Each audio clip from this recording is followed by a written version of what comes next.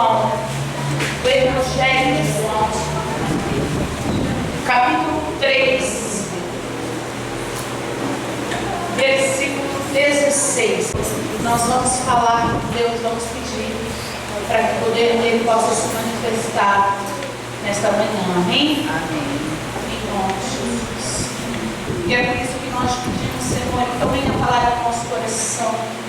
Porque, meu Deus, que liberta a tua palavra.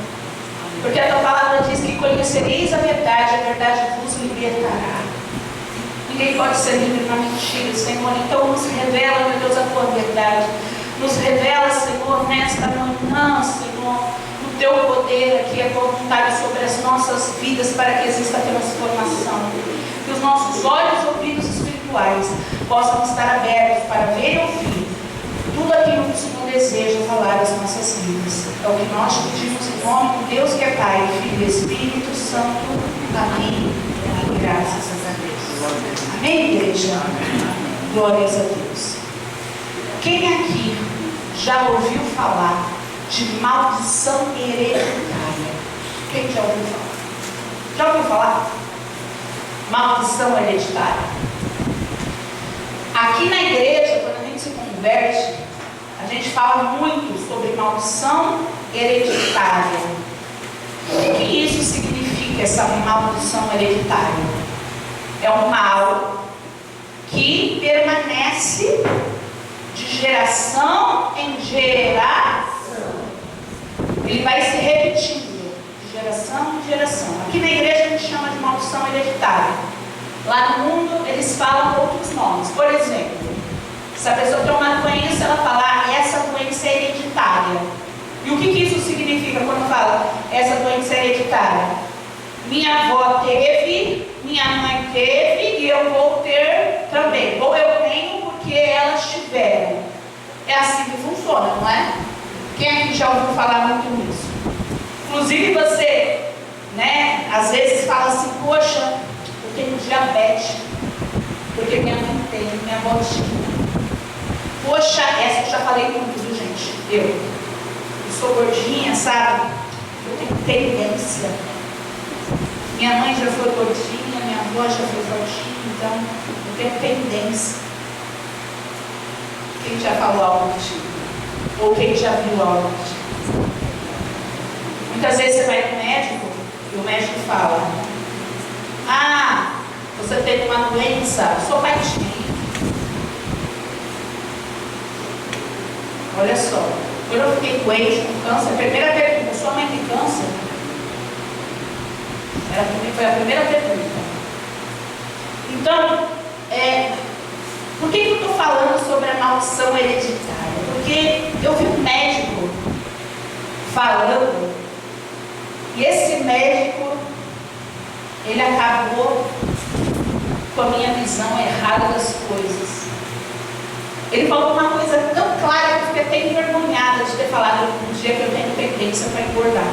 Médico. Estou falando de um pastor, não estou falando de um médico. O que ele disse? Ele falou assim, por que se a avó tem, o pai tem e o filho tem? Por quê? Ele falou, vamos dar um exemplo, vamos falar da diabetes, que é um mal que toma, né, contra, é natural já. Tem uma pessoa que parece que você conhece que é difícil ter diabetes. E aí você fala, que meu pai tinha, meu avô tinha. E aí o médico falou assim, é claro que você vai ter. O seu avô tinha diabetes porque ele comia mal. Só que o seu pai comia a mesma coisa do seu avô, porque morava na mesma casa. Teve o mesmo ensinamento. Depois ele cresceu, casou, mas ele já estava moldado a ter aquele tipo de alimentação. Aí você tem um filho, o que o filho vai comer? A mesma coisa que você. Aí o seu filho fica doente e você fala, é um mal hereditário, meu avô tinha, meu pai, eu, agora meu filho. Não.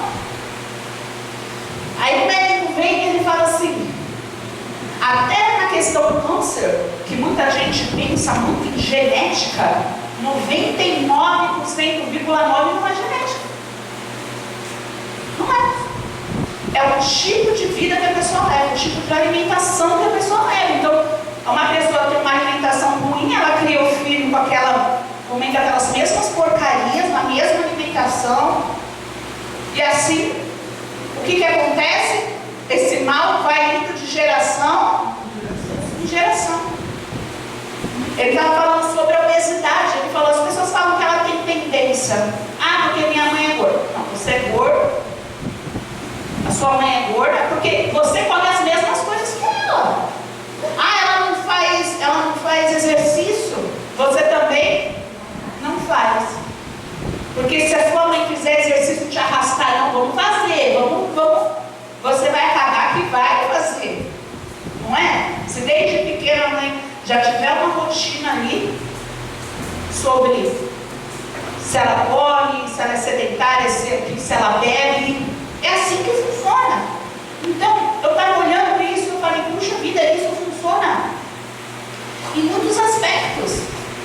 Você fala assim, fulano bebe porque o pai bebia, o outro bebia, não é? É um demônio hereditário que causa o vício. Sim, existe um demônio que coloca o desejo de ter o vício. Mas qualquer pai pode quebrar esse efeito. Quando ele para de beber, ele tira da casa dele o álcool,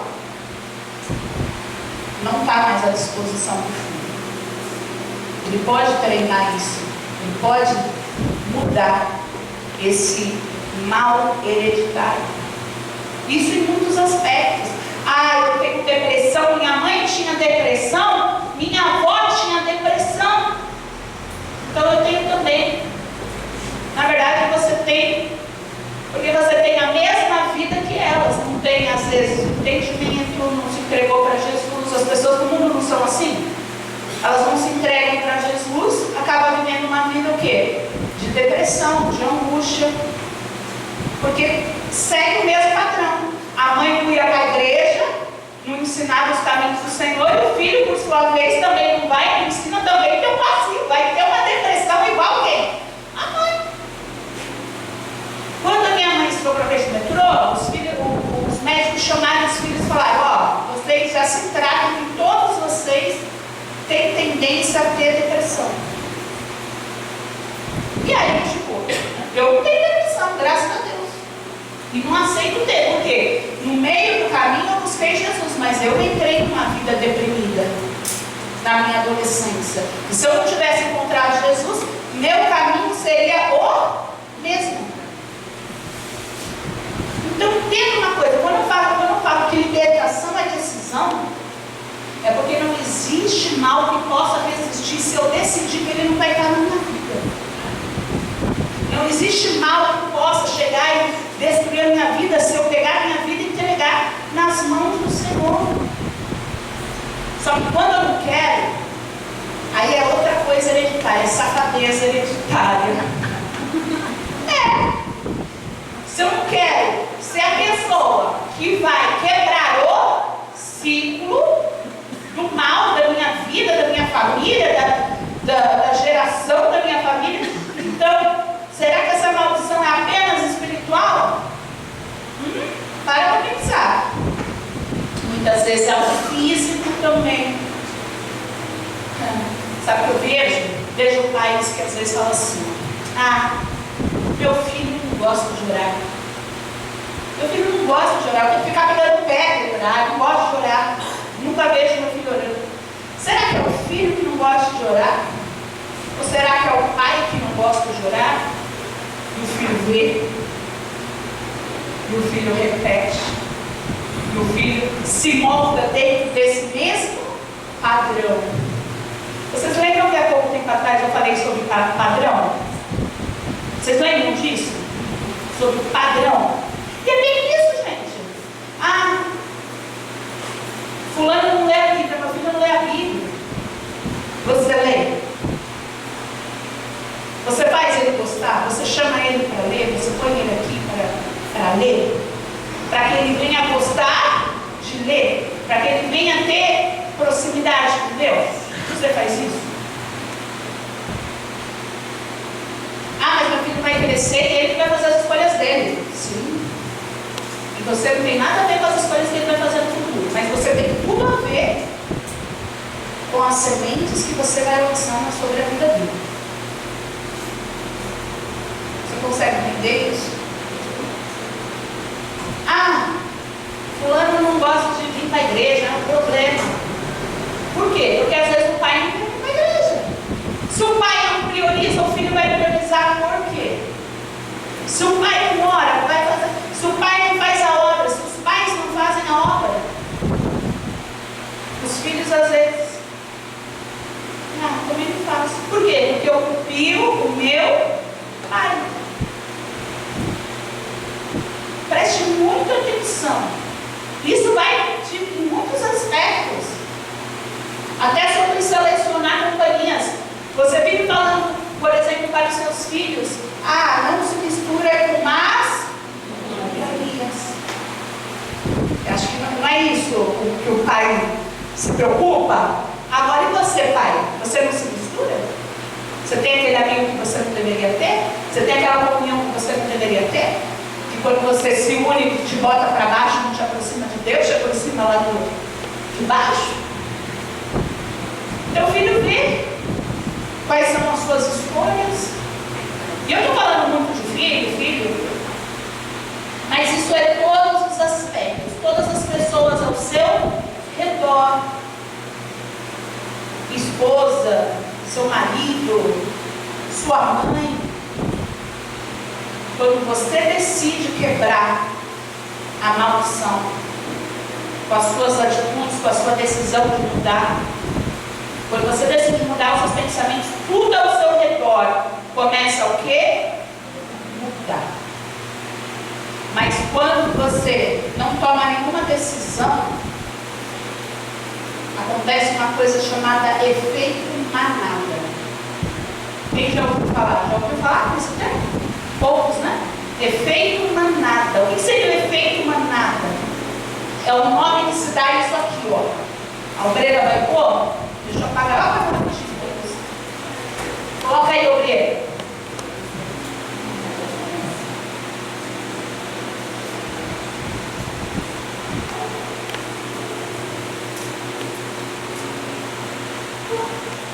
Olha só, o que é o efeito manada? Dá uma pausa, obreira. Deixa eu só explicar aqui, porque o vídeo é tão rapidinho. Volta, por favor. Ó, olha o que acontece aqui. Tem uma porta, eles pegaram e fizeram um experimento. E tem o que aqui nessa porta? Uma vassoura. A vassoura está impedindo o caminho da passagem, né? A passagem das pessoas ali, provavelmente para uma escola, para uma faculdade, né? As pessoas ali estão passando. Vamos ver, o que acontece? Um pulou, o outro pulou também, outro pulou também. Uma levantou. O que ela fez? Levantou também. O que nem a outra faz? Levanta também. A outra espera ela baixar, né? Vamos esperar ser educado. Vamos ter educação. Espera ela baixar para eu fazer o quê? Puxar a vassoura na minha vez. Teve uma pessoa. Uma única pessoa que foi capaz de pegar a vassoura e colocar no banho. Simples assim, ó. Fácil.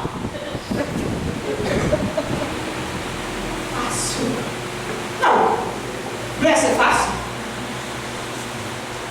Mas para eles não foi. Para eles não foi fácil porque eles estavam ali no efeito manada. Efeito manada é a repetição daquele padrão. Um faz, vai todo mundo atrás. Não é assim? Vai todo mundo ali. Gente, o problema está em não quebrar esse efeito. O problema é não quebrar esse efeito. Porque aí, talvez você pense assim, é tudo culpa do diabo. O diabo está destruindo a minha vida, pastor. E aí, você não consegue entender que, além do problema espiritual, e o problema espiritual só existe porque falta decisão física, atitude sua. Você não entende que o mal, ele se materializa. A maldição hereditária se materializa. Você está conseguindo entender? Poxa, para pensar. Para pensar. Se você quer quebrar um ciclo, você consegue, mas você precisa tomar decisão. Mas é difícil tomar decisão. Vamos falar de um cachorrinho? Um cachorrinho. Você compra e começa a fazer xixi sempre fora do lugar. Não é? Ele não sabe o lugar certo. E aí você vai ensinando. E esse ensinar dá muito. O quê? Trabalho. Tem gente que nem tem cachorro, dá muito trabalho. Mas quem tem precisa tomar a decisão de ensinar. Porque senão você vai ficar com o Lucas, senão você vai ficar com o cachorro fazendo xixi fora do lugar. Mas não é assim. Eu lembro que quando o Lucas, meu cachorro, ele era pequenininho, ele era tão fofinho. Ele tinha aquele olhar do gatinho, do gato de botas. Então ele fazia xixi fora do lugar e ele ia lá e falava, não pode. A Angélica falava assim, não toca nele. Eu falava, mas ele fez xixi, tem que ensinar, não. Olha pra ele. Aí ele fazia assim. Aí não dava mais. Aí ficou desse jeito. A cada xixi ia ser um ensinamento, mas o que rolava?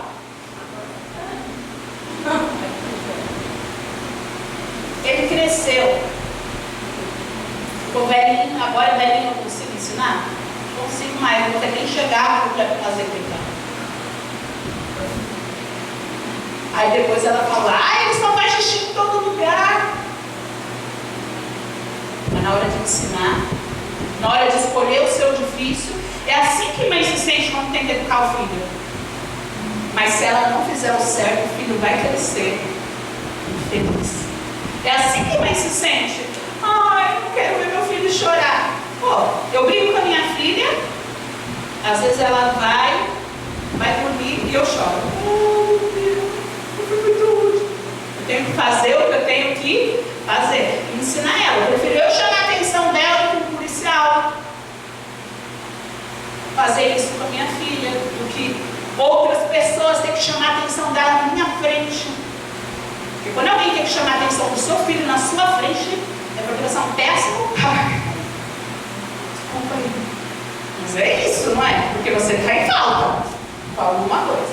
Você deixou de dar a lição que outra pessoa de fora tem que dar. Isso é válido com maridos.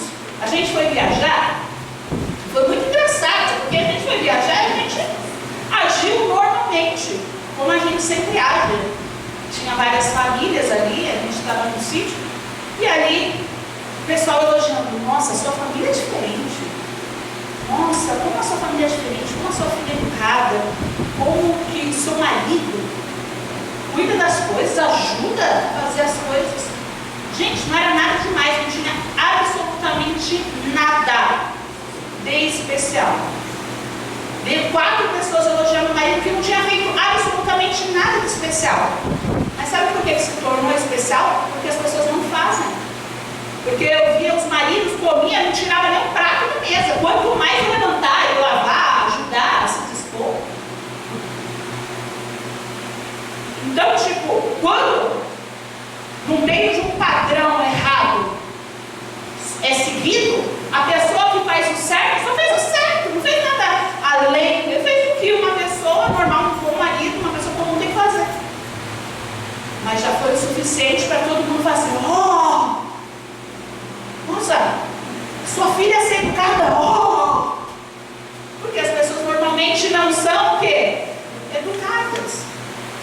Porque nessa idade as pessoas falam palavrão, não tem educação. Então, tipo, uma coisa comum pra gente, na nossa vida, normal. Virou espetáculo, um monte de gente falando tal, por causa de um pecado. Mas o que acontecia naquele padrão? Um monte de gente ali não ajudava, não fazia. Então, quando isso acontece, tem que ter alguém para quebrar. Você precisa entender que você vai ser a pessoa que vai quebrar ciclos em todos os aspectos. No seu trabalho, está todo mundo lá se desanimar. Pensa que está todo mundo lá. Aí você chega, você tem que quebrar o ciclo. Porque você tem que ser a pessoa da fé. Vamos lá, vamos animar, vamos fazer, fulano precisa de ajuda. O clima, o ambiente se transforma. Vamos lá, vamos fazer, você vai conseguir. Se transforma. Tem gente que é tão burro, desculpa o termo, mas é burrice. Porque você passa mais tempo trabalhando do que na tua casa, com a tua família. Você não cuida para ser um bom ambiente. Você não cuida para que o ambiente do seu trabalho seja um ambiente agradável para você. Já é difícil porque você tem fé, então a maioria não tem. Mas, cara, se você não for a luz, as trevas está lá, fazendo a parte das trevas. Se você não for luz, se você não for quem brilha, se você não for o sal, se você não é um cara que dá sabor, se você não é a pessoa que determina, vou fazer diferente, não vai, seu tempo não vai. Dentro de casa, minha vida mudou na história da geladeira. Lembram da história da geladeira? Minha vida mudou. Minha filha começou a ficar mais organizada, eu vivia reclamando da desorganização dela. Mas qual era o problema? Quem era desorganizada? Qual padrão ela assistia? Eu vivia reclamando do guarda-roupa dela, mas quando você fosse no meu, se duvidar, sair um rato correndo. Quando eu falei, acabou, essa casa vai ser organizada, eles começaram a entender. Chegou, deixou jogado. Opa, a mamãe vai brigar. Vai se criar o quê? Um novo padrão. Você conhece a história da salsicha? Conhece a história da salsicha? A história da salsicha é uma coisa muito interessante. Por quê? A família, né? O filho, sempre na hora de fritar uma salsicha, cortar a salsicha no meio. Sempre. Aí um dia, ele perguntou, ele olhou assim, o amigo dele olhou, falou assim, por que você corta a salsicha no meio para fritar? Aí ele olhou para aquilo e falou, olha, porque minha mãe corta. Vamos lá perguntar para ela, por que que ela corta? E aí foram lá na festa, lá perguntar, ô mãe, por que a senhora corta a salsicha no meio sempre para fritar? Ah, porque a avó corta. Eu cresci cortando, a avó sempre cortou. Pô, tá brincando? Tá brincando comigo? Sério? Vamos perguntar pra avó? Vó, por que que a gente corta a salsicha no meio? Aí que a avó fala, vocês ainda cortam? Ainda não tem frigideira grande? Você entendeu? Inventaram ainda a frigideira grande? Ela cortava para caber na frigideira da época. Ninguém perguntou por que aquilo era o padrão daquela casa. Aquilo correu gerações para se descobrir que era o quê? Um efeito manada. Efeito manada. Isso é muito sério. O que você tem feito para quebrar o efeito manada? A primeira coisa é perceber. Como você vai quebrar?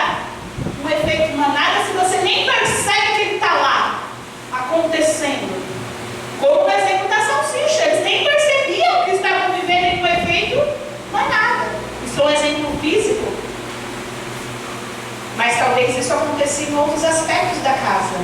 Se o pai batia, tudo bem eu encontrar um marido que bate. Sabe como que é?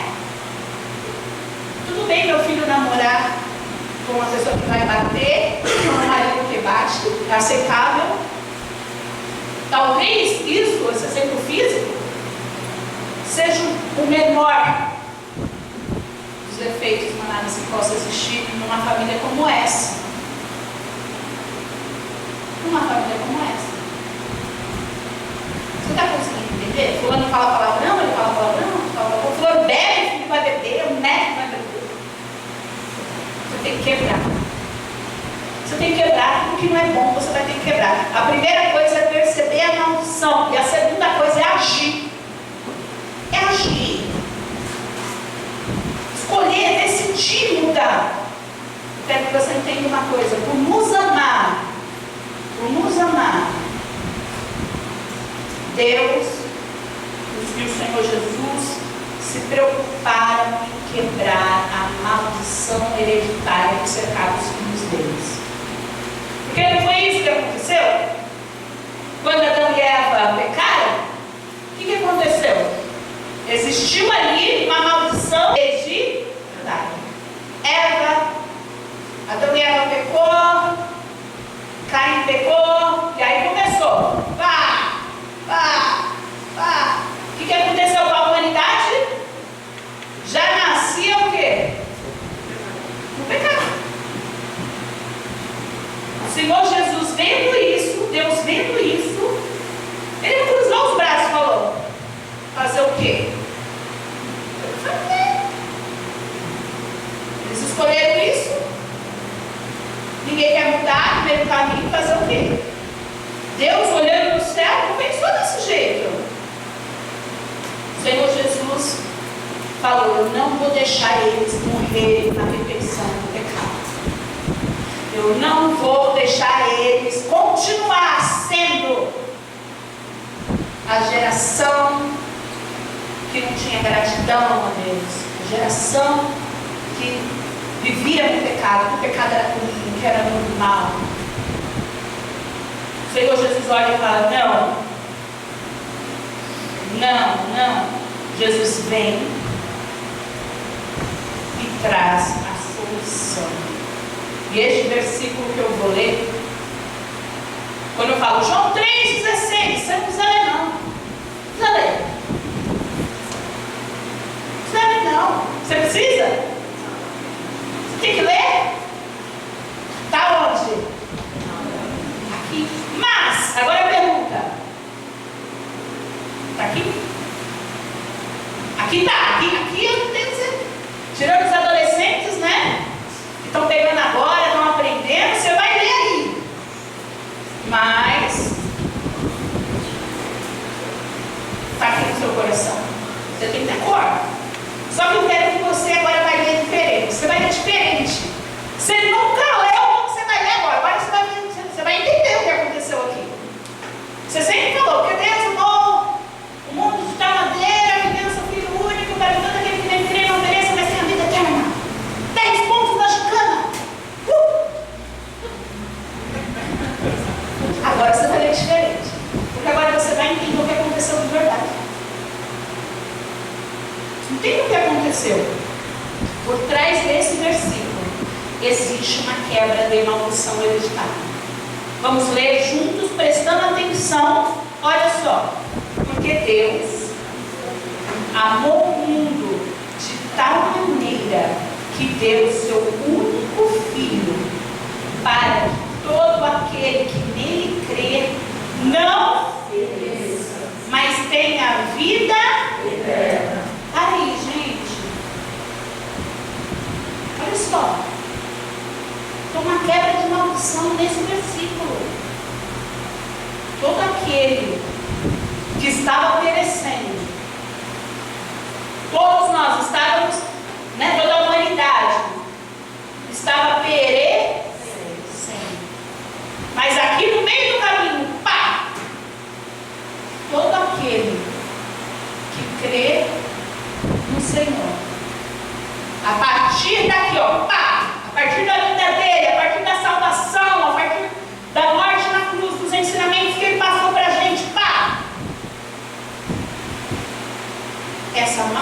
maldição, esse perecer, não existe mais daqui para lá. Você consegue entender isso? É daqui. Daqui para lá, não. Você tem que tomar uma decisão na sua vida para quebrar o ciclo. Porque Jesus já tomou essa decisão para te salvar. Agora você tem que salvar a tua família, cara. Tem que salvar os seus. Jesus tomou essa decisão. Tá? Essa maldição hereditária, onde todos vão perecer, ela é quebrada neste exato momento. Ele continua falando assim, ó. Pois Deus, 17, enviou o seu Filho ao mundo, não para condenar o mundo, mas para que este fosse salvo por meio dele. Ele não veio para condenar, porque o mundo já estava condenado. Quem condenou o mundo? O pecado. O pecado condenado o mundo. Então, Jesus veio. E ele veio não para condenar, ele veio para fazer o oposto, para tirar a condenação, para salvar. Olha só que forte. Aí quando a gente continua vendo aqui no 18, quem nele crê não é condenado. Quem nele crê não é condenado. Mas quem não crê, o que diz aí? Já está. Ele não está condenando quem não crê nele. Olha aqui, ó. Presta atenção. Ele não está condenando quem não crê nele. Ele não está falando para você, ó, se você não crê em mim, você vai para o inferno. Não, isso não. Se você não crê nele, você já está, você já vai para o inferno. Se você não acreditar nele, se você não crê, se você não se entregar para ele. Por quê? Porque já existe uma maldição do pecado desde Eva lá, ó. Se você não assumir aqui, ó, pum, a decisão da mudança daqui para frente, você vai continuar no que você já estava condenado, meu amado. E aí você continua lendo aqui no 19. Este é o julgamento. Presta atenção, a luz veio ao mundo, mas os homens amaram mais as trevas que não a luz, porque as suas obras eram más. O que vai julgar a pessoa, o que vai condená-la, é o fato de que Deus quebrou a maldição da vida dela, mas ela não quis que essa maldição fosse quebrada. Então ela não assume isso. Os homens maus, olha só, os homens que amam as trevas, eles não gostam da luz, porque as suas obras são más. O que acontece na luz? As nossas obras são manifestas, são reveladas. Na luz, tudo é mostrado. Quando você tem obras más, você prefere ver as trevas, o escondidinho, quatro paredes, o celular bloqueado.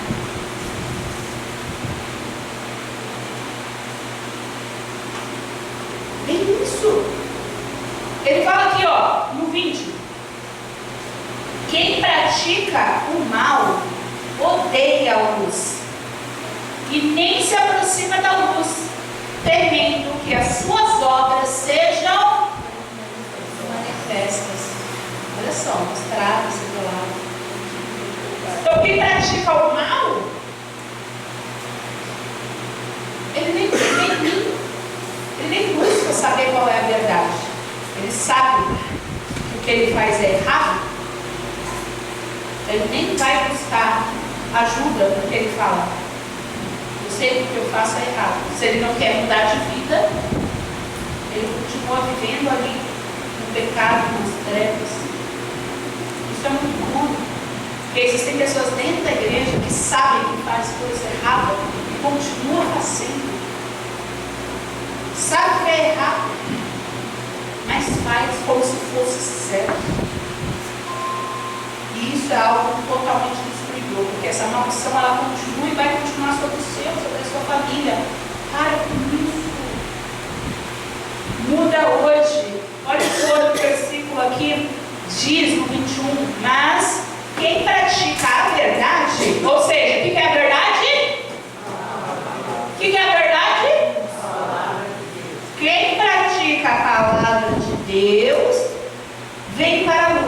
Quem pratica a verdade vem para a luz, para que seja clara, para que veja claramente que suas obras são realizadas por intermédio de Deus. Aquele que vive na palavra não teme a nada, porque a sua vida é um testemunho. Ela não tem que se preocupar com nada, porque ela está em luz. Mas isso é muito forte, porque essa passagem toda que nós estamos lendo aqui, ela vem depois de quando o Senhor Jesus, ele vai falar com Nicodemos, ele vai falar como que a quebra da maldição começa, através do batismo. Que Nicodemos fala, não dá para nascer de novo. E aí o Senhor fala, é preciso nascer de novo. Porque essa quebra de maldição só acontece porque aqui você tem uma vida. Quebra da maldição, a partir daqui o que acontece? Essa vida pode ser igual a essa? E se for igual a essa? Significa que não existiu a quebra da maldição. Ou pior, existiu a quebra da maldição, mas não existiu a quebra da servidões. Porque o Senhor Jesus veio para salvar a todos, mas todos aqueles que veem. Você tem que querer. Tem que querer. Sua vida a partir daqui tem que ser diferente. Ele fala sobre a quebra da maldição do pecado através do batismo lá em cima, e aqui nessa passagem que a gente leu, ele fala da quebra da maldição da condenação. Então, gente, o Senhor Jesus veio e quebrou a maldição do pecado, a maldição da condenação que estava sobre as nossas vidas. Agora, quebra a maldição da soberania, quebra a maldição do comodismo. O pecado pode parecer cômodo, mas ele não é bom. Você pega por aqueles minutos e depois você vai para casa e fala, o vazio está aqui. O vazio está aqui. Eu tentei fazer tudo ali, estar com pessoas, fazer coisas, estar envolvido. Mas o vazio está aqui. Porque a vida, você vem para a igreja, mas a sua vida é igual antes. Então agora você só virou um frequentador de igreja. Puxa, você precisa viver uma nova vida com Ele. E para finalizar, eu vou falar uma coisa que eu fiquei pensando. A importância da quebra da maldição, ela precisa ser interna. E a importância disso é tão grande, a quebra da maldição ser interna e não somente externa. Porque criança vê, criança faz. Vou te fazer uma pergunta triste. Está pronto para uma pergunta triste? Posso fazer? Uma pergunta para te deixar triste. Porque quando Deus ontem me fez essa pergunta, eu fiquei triste. Vou fazer uma pergunta para te deixar triste. Porque muitas das nossas crianças que aqui recebem tanto amor, cuidado, carinho, ensinamento, muitas, tá? Porque muitas delas crescem e se desviam, crescem e vão no mundo. Você sabe por quê? Porque não tiveram a quebra da maldição interna dentro de casa. Agora eu estou falando interna na coleção, não falo interna dentro de casa. Eles vêm para a igreja, aqui na igreja, o pastor ensina, o obreiro ensina, o time ensina, todo mundo ensina. O que acontece quando eles chegam na casa deles? Eu estou aqui e estou falando. Ó, o álcool é você não deve beber. Quando eles chegam na casa dele, a bebida está onde? Na mesa. Eles abrem na geladeira, a bebida está onde? Na geladeira. Vocês não podem falar palavrão. Quando ele chega em casa, a palavra está onde? Na boca da mãe, na boca do pai, na boca do irmão. Duro, né? A gente fala, ó, foge das drogas. Foge das drogas, isso vai destruir sua vida. Tenha uma vida digna. Fuja dos vícios, fuja do cigarro. Ele chega em casa e a droga está onde? Em cima da mesa. O cigarro está em cima da mesa. E aí talvez você não consiga entender isso. Essa cultura de ser feita em manhada. E eu vou falar uma coisa para você, meu amado. Nós só não desistimos dessa obra com as crianças porque o nosso trabalho não se chama flor. O nosso trabalho se chama semente. Por isso que a gente não desiste. Senão já teria fechado as portas. A quantidade de pessoas que a gente já ensinou e que se perdem são muitos. São mais perdidos do que os convertidos. São muitos.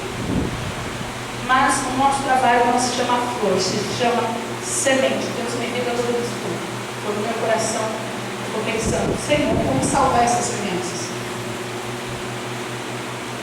Se a gente dá toda a orientação externa, aqui do lado de fora da vida deles, aqui, eles ficam com a gente 2 horas no domingo, 2 horas na terça, aí eles ficam com os pais, fica na rua, na escola, com más companhias muitas vezes, fica ali, olha, o dia inteiro. Mas a gente não vai deixar de lançar semente. Nós continuamos lançando, porque nós sabemos que lançando a semente, um dia elas podem prosperar, seja no início, no meio ou no fim. Elas vão prosperar. A gente não para de lançar semente porque a gente sabe que elas podem prosperar. Mas se eu não lançar nenhuma semente, eu já tenho a certeza de que ela não vai florescer. Porque ela nunca vai florescer.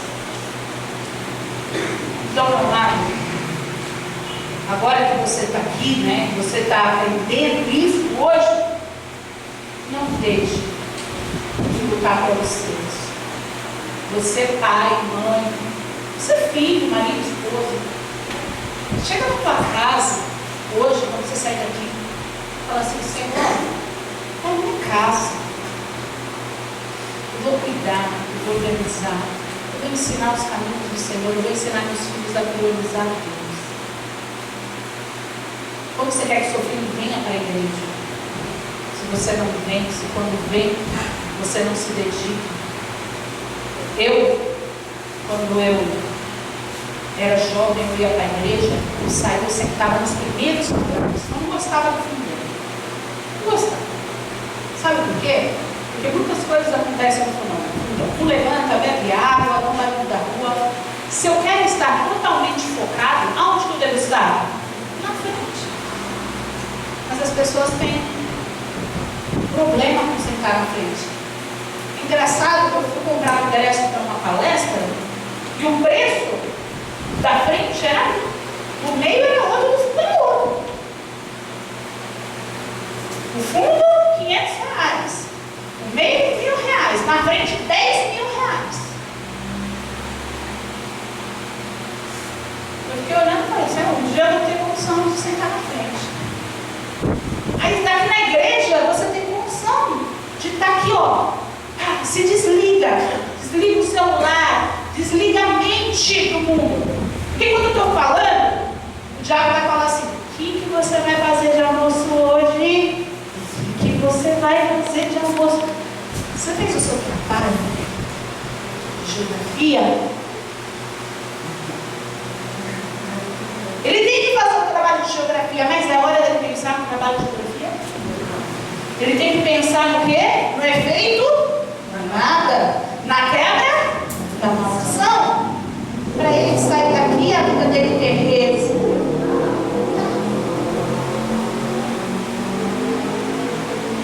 Mas é uma decisão você lutar com você mesmo. Por isso que eu quis colocar no início aquele louvor: liberta-me de mim.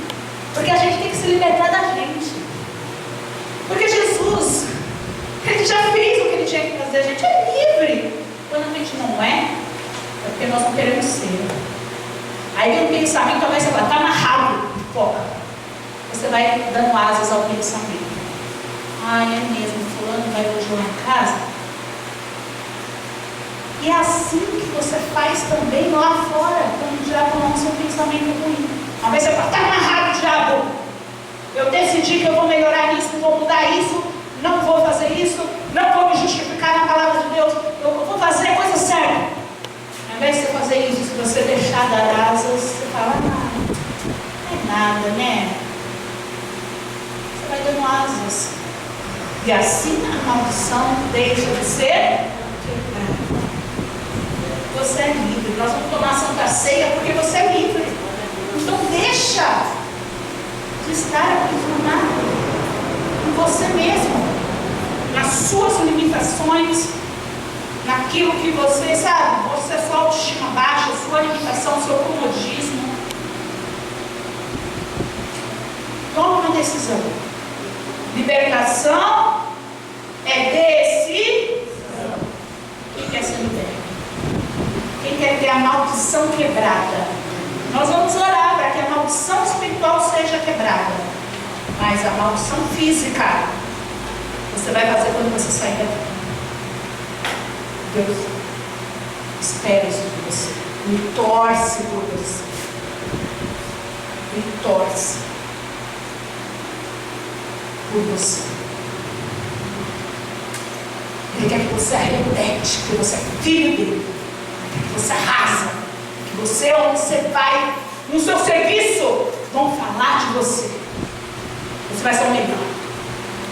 Na sua casa, as pessoas vão olhar para você e falar, ó, as pessoas vão ter vergonha de não ter fé dentro da tua casa, quando olhar para a tua fé.